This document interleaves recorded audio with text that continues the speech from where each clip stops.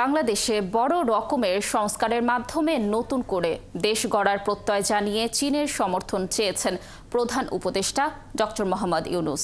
চীনের গণমাধ্যম সিএমজিকে দেয়া এক সাক্ষাৎকারে এসব কথা বলেন তিনি।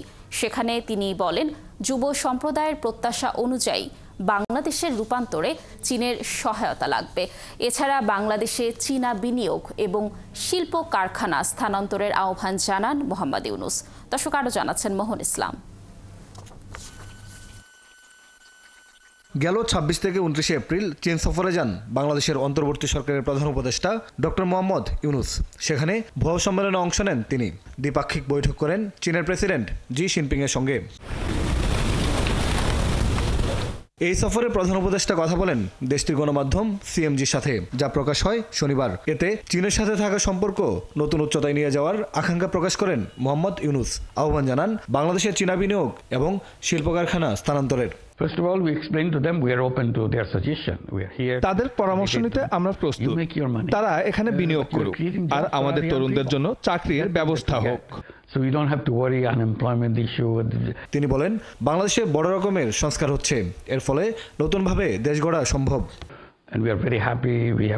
আমরা খুব খুশি আমাদের সম্পর্ক নিয়ে, কারণ আমাদের সম্পর্ক সর্বোচ্চ চূড়ায় আছে। বাংলাদেশের রূপান্তরে চীন গুরুত্বপূর্ণ ভূমিকা রাখতে পারে।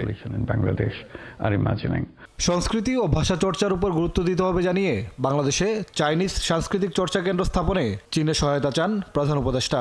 পাশাপাশি চাইনিজ হাসপাতালগুলোর প্রশংসা করে বলেন, বাংলাদেশের জনগণ চীনের স্বাস্থ্যসেবা পেতে চায়।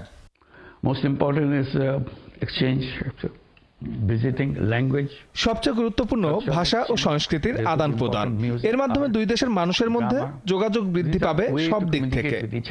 Bangladeshi music will be here to see how you enjoy this, and we will be enjoying Chinese music, Chinese culture.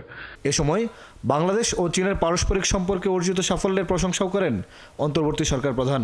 It's an amazing journey together, and it's the right time for this celebration of half a century. Mohan Islam, ৭১, Dhaka. We are very happy.